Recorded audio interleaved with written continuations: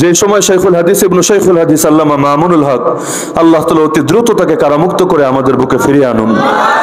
যখন ময়দানে নিয়মিত বয়ান করতেন, হায় রে কত অবুঝ বান্দা না বুঝে কত ভাবে গালিগালাজ করতে, বাংলার জমিনেও তাকে সাউন্ড গ্রেনেড বলে এক শ্রেণীর অবুঝ মানুষ টিটকারি মারতো যে এত চিৎকারের দরকার কি, এত হই হুল্লোড়ের দরকার কি, মানুষের এত স্লোগান, এত উত্তেজনার দরকার কি। অথচ আজকে দীর্ঘ প্রায় 3 বছর পরও 1098 দিন সম্ভবত আজকে চলছে, এই এতকাল পরও গোটা দেশ একসঙ্গে আফসোস করতে বাধ্য হচ্ছে, হায় আজকে যদি সেই সাউন্ড গ্রেনেডটা থাকতো বাংলাদেশের চিত্র হয়তো আরেকটু ভিন্ন রকম হতো।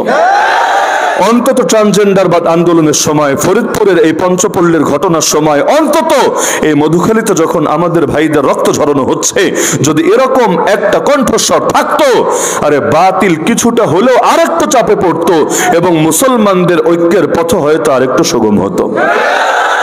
তো যখন নেয়ামত সামনে থাকে তখন কদর করে না, আর যখন সামনে থাকে না আফসোসে শেষ থাকে না। এই মানসিকতা ছাড়তে হবে। আল্লাহ তাআলা যদি চান ইনশাআল্লাহ অতি দ্রুত ফিরে আসবেন।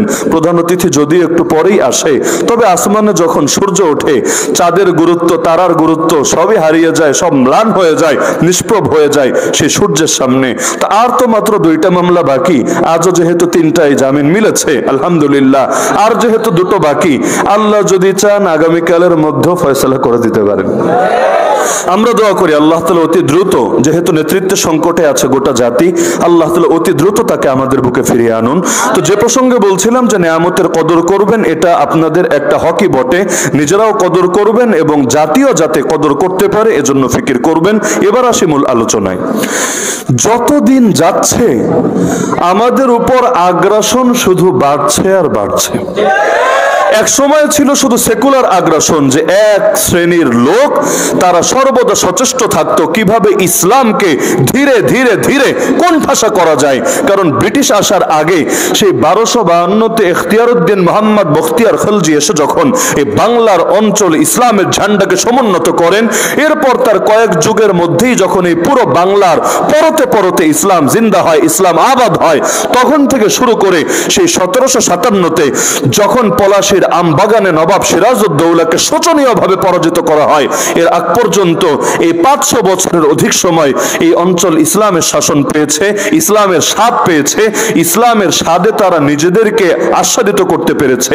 এরপর সেই 1757 থেকে শুরু করে আজ হলো 2024-এর 24শে এপ্রিল, এই এত দীর্ঘ একটা সময়, 250 বছরের অধিক সময় ধরে আমাদেরকে শুধু এটাই শিক্ষা দেওয়া হচ্ছে ইসলামকে কিভাবে চাপাতে চাপাতে চাপাতে চাপাতে একেবারেই কোণঠাসা করে ফেলা যায়।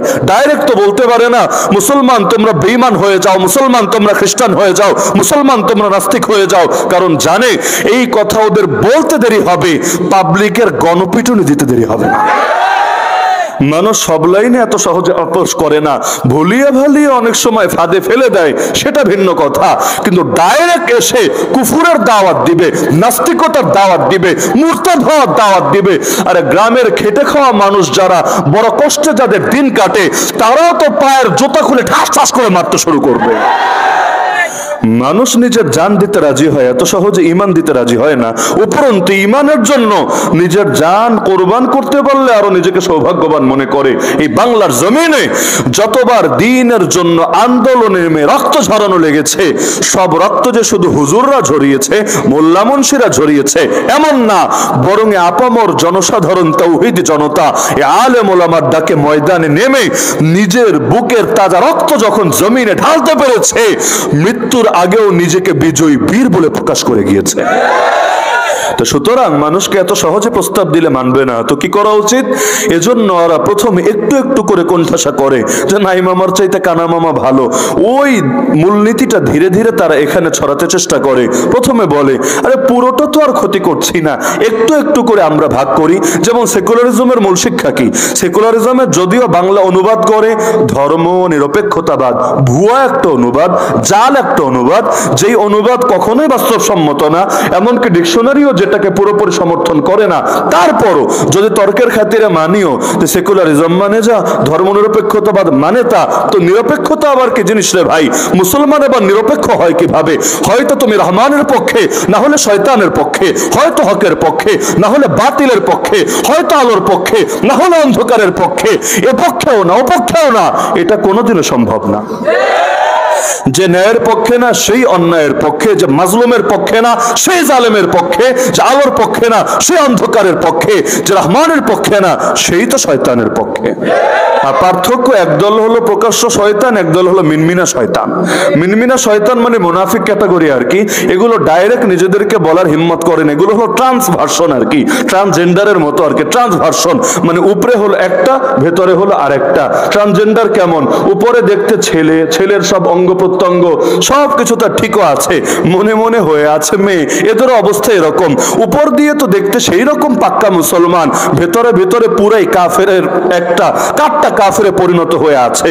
তো এই যে ভার্সনটা, ওই ঘোড়ার গাধা যদি মিলন করে, তাহলে ওদের সংসার আলোকিত করে, ওদের পরিবার আলোকিত করে যে ফুটফুটে সন্তানটা দুনিয়ার বুকে আসে, ওটা না ঘোড়া হয় না গাধা হয়, বরং দুটোর সংমিশ্রণে ওটা কি হয়? খচ্চর। খাচ্চর বললেন না, খাচ্চর আবার গালি। খচ্চর আরবিতে বলে বাগলুন, বাংলায় বলে খচ্চর। তার মানে কি, যে বাপ হলো এক ক্যাটাগরি, মা হলো আরেক ক্যাটাগরি, দুইটার মিশ্রণে ঘটে গেছে এটা 3 নাম্বার আর এক ক্যাটাগরি। তো ব্রিটিশ যখন এসেছিল, ব্রিটিশ হলো এক ক্যাটাগরি।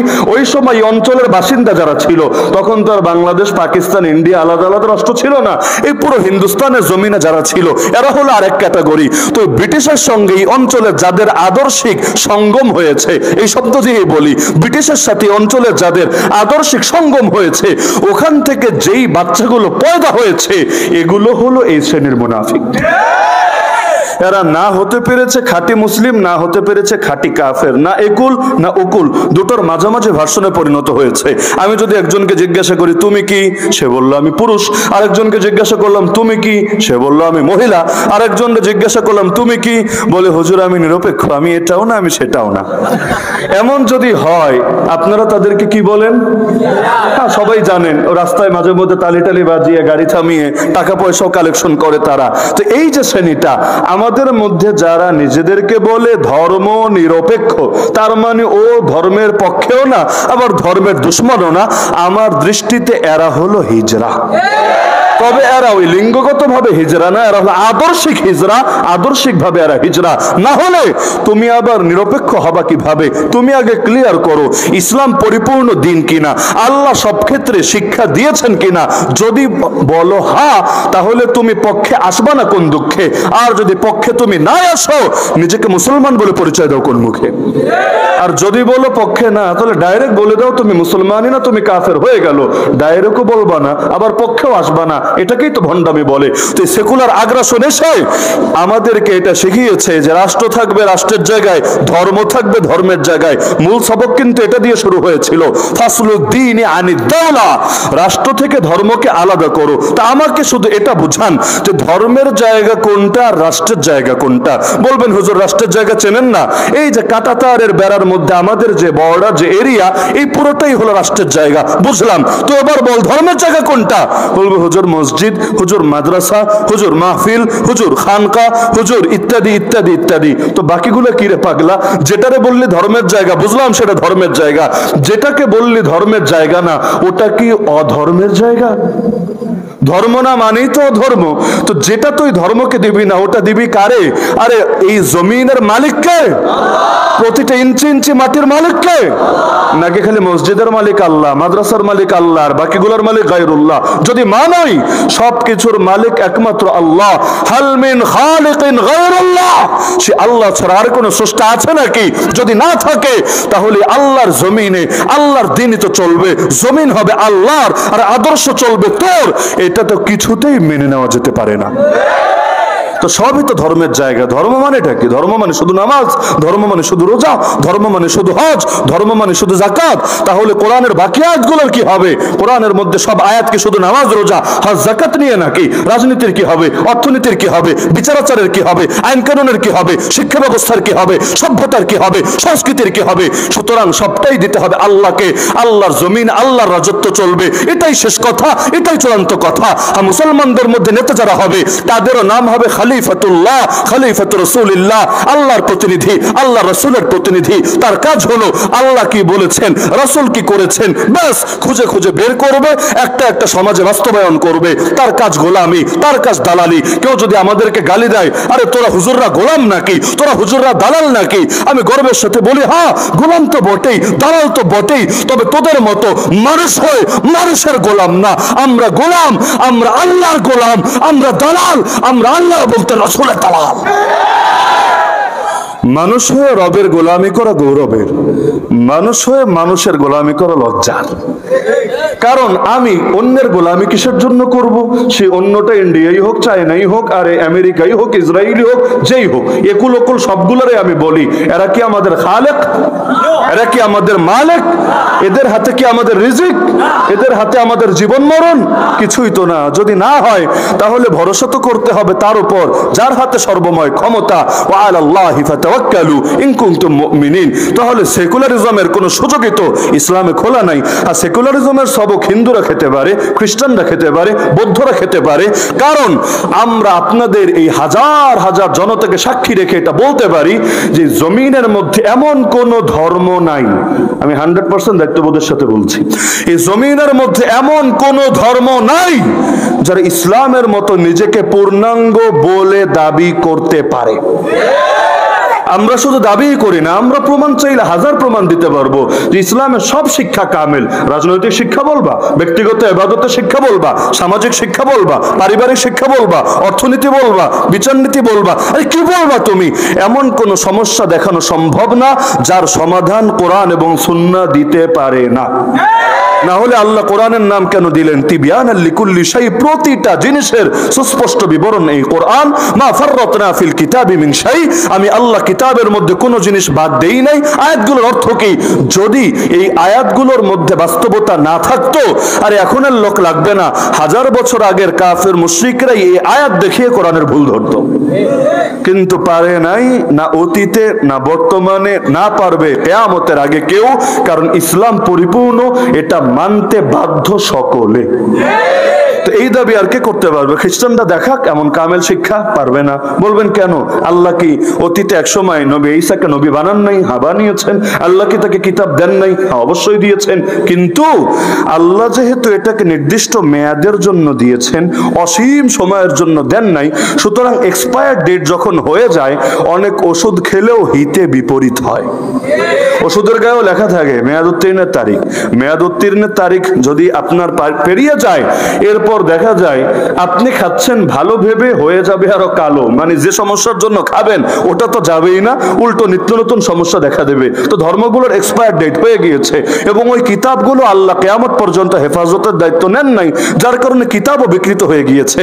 এখন আসমানি কিতাব, ওই কিতাবের মধ্যে আসমান ওয়ালার পক্ষ থেকে প্রেরিত নবীর শানে বেয়াদবি পর্যন্ত মেলে। এই যে কিতাবুল মুকাদ্দাস খ্রিস্টানরা যেটা চর্চা করছে, এর মধ্যে নবীদের শানে জিনের অপবাদ নাই, নবীদের শানে আজেবাজে জিনিসের অপবাদ নাই। আর এই কিতাব আবার কেমন কিতাব, যেই কিতাব নবীর শানকে উল্টো কলঙ্কিত করে।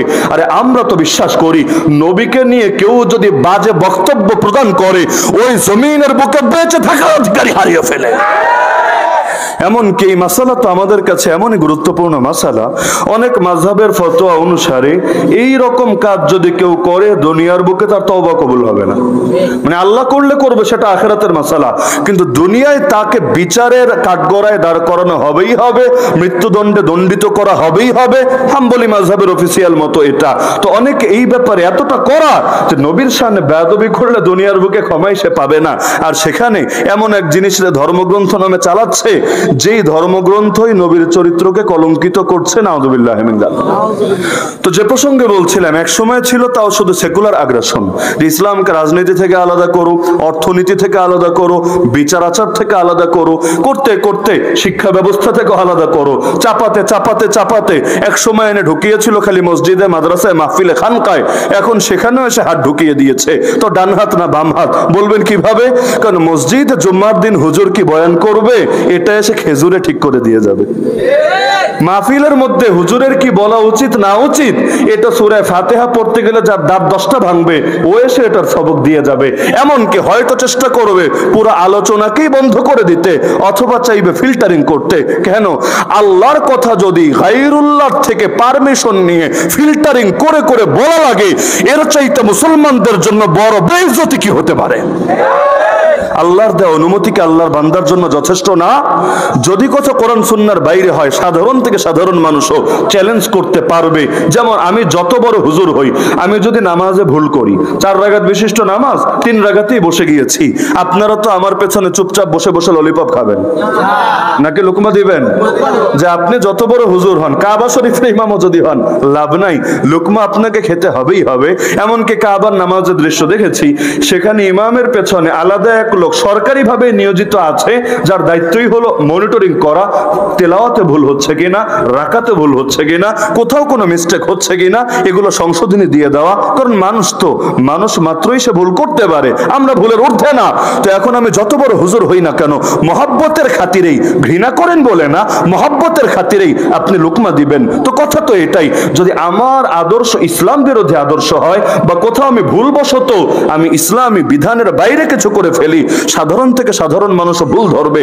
আর যদি কথাটা ইসলাম সম্মত হয়, কোরআন সুন্নাহ সম্মত হয়, আরে তাহলে প্রশাসনিক কি আর নেতাই কি, সরকারি কি আর প্রশাসনিক কি, তাদের কাকে আল্লাহ অধিকার দিয়েছে আলেমের কথা কোরআন সুন্নাহ সম্মত হলেও তার লাগাম টানবে?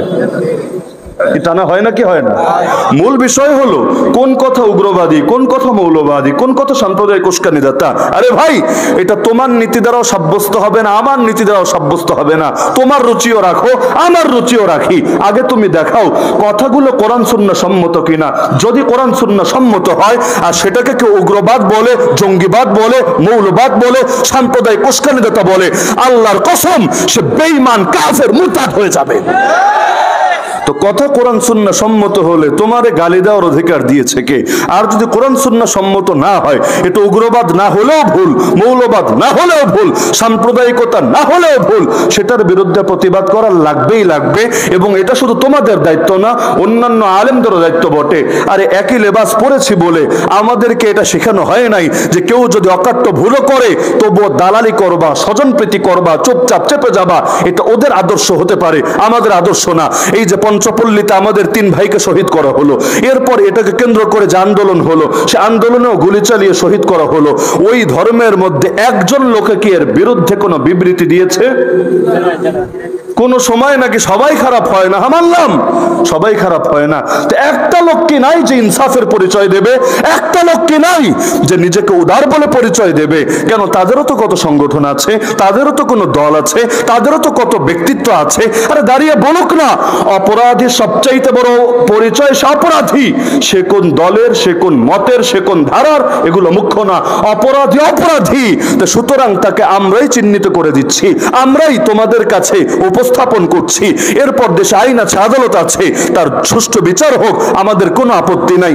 এরকম কোন দৃষ্টি আপনাদের পড়েছে যে এরকম কেউ বলেছে? পড়েছে? এটা পড়ে নাই, উল্টোটা ঠিকই পড়েছে যে কেউ উল্লাস করছে, বুনো উল্লাস। যাক, মৌলবাদীদের একটা শিক্ষা হচ্ছে আগামীতেও মোল্লাদের কেমন সাইজের উপর রাখতে হবে। এমনকি যে উস্কানির কারণে রাজশাহী থেকে ওই দলের কেন্দ্রীয় এক নেতাকে পর্যন্ত গ্রেফতার করতে তারাই বাধ্য হয়েছে। তার মানে কি বুঝলেন? ইনসাফের দাবি তো এটাই ছিল। কেন? আমাদের লেবাস পরেও কেউ যদি উল্টা পাল্টা করে, আমরা তার বিরুদ্ধে প্রতিবাদ করাকে ফরজ দায়িত্ব মনে করি। কোন মাস এমন যেই মাসে এরকম লেবাসধারীদের বিরুদ্ধে আমাদের প্রতিবাদ করা লাগে না? কি আমরা করি না? নিয়মিত করি না? যে লেবাস একটা লাগালেই কি তোমার জন্য সব বৈধ হবে? যে লেবাস লাগিয়েছো দরজা জানালা বন্ধ করে, ঠোঁটে লিপস্টিক লাগিয়ে, মুখে সুন্দর করে মেকআপ করে, জিএফ বিএফ এর উস্কানি দিয়ে দিয়ে সমাজের মধ্যে হারাম রিলেশন রে প্রমোট দিবা, আর বাকিরা বসে বসে তামাশা দেখবে? না রে ভাই, লেবাস তোমায় যাই পরো না কেন, প্রয়োজনে তোমার লেবাস তোমার গা থেকে কেড়ে নেবে। হকের বেলায় আর বাতিল, এই ক্ষেত্রে হক বাতিলের প্রশ্ন যেখানে আসবে সেখানে কোনো কম্প্রোমাইজের কোনো সুযোগ নাই। আমার বাপও যদি হকের বিরুদ্ধে চলে যায় তার বিরুদ্ধে প্রতিবাদ করতে হবে। এই যে আরিফ বিন হাবিব ভাই আলোচনা করছিলেন সূরা মুমতাহিনা 4 নম্বর আয়াত থেকে কি শিক্ষাটা দিয়ে গেলেন আপনাদেরকে?